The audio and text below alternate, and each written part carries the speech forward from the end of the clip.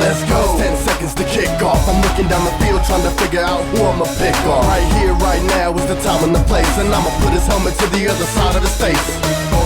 The game's underway. In this smash mouth football we come to play. So pad up if you wantin' to fight. It's Friday night, game tight, and we under the lights. Let's go. Under the Lights, presented by Chico Nissan Hyundai.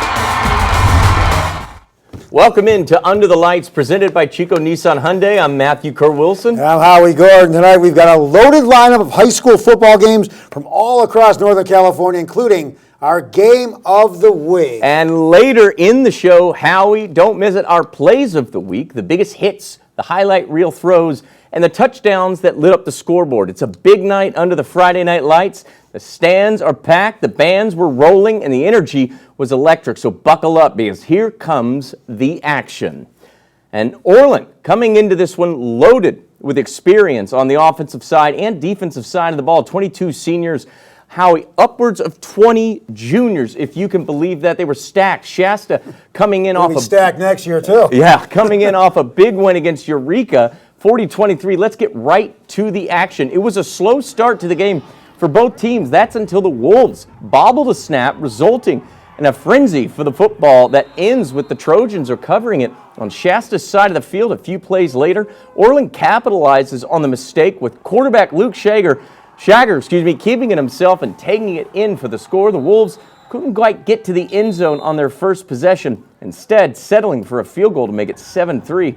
But that score didn't stick for long, as the Trojans return man Gabe Hernandez dances a wolf out of his shoes before being tackled in the red zone a few plays later, and the Trojans punch it into the end zone once again, courtesy of their quarterback Luke Schauger. The Trojans would go on to best the Wolves 34-26 to improve to 4-0 on the season. Orland will host the Spartans next week, while the Shasta Wolves will take on Los Plumas at home.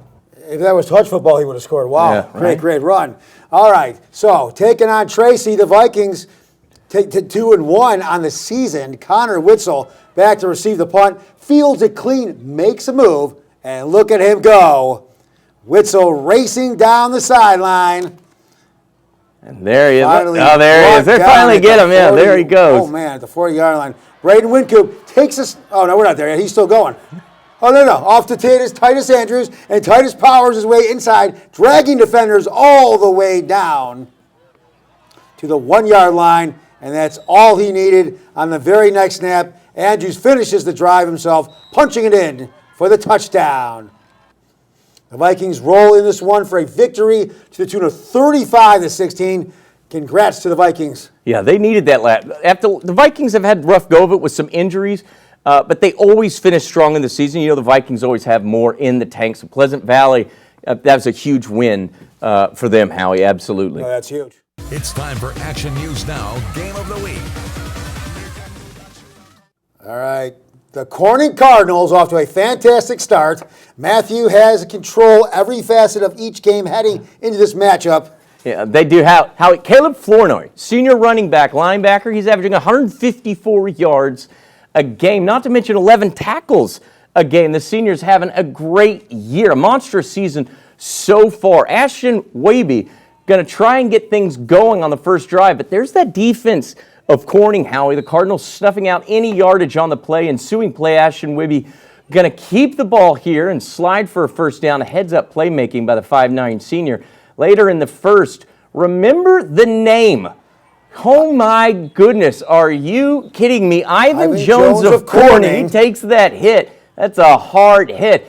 He'd have to sit out the play due to a loss of helmet. Corning would move the ball on the ground, as you see here, but it was Red Bluff on offense and defense who would steal the show. Red Bluff takes this one 21-0 at Corning.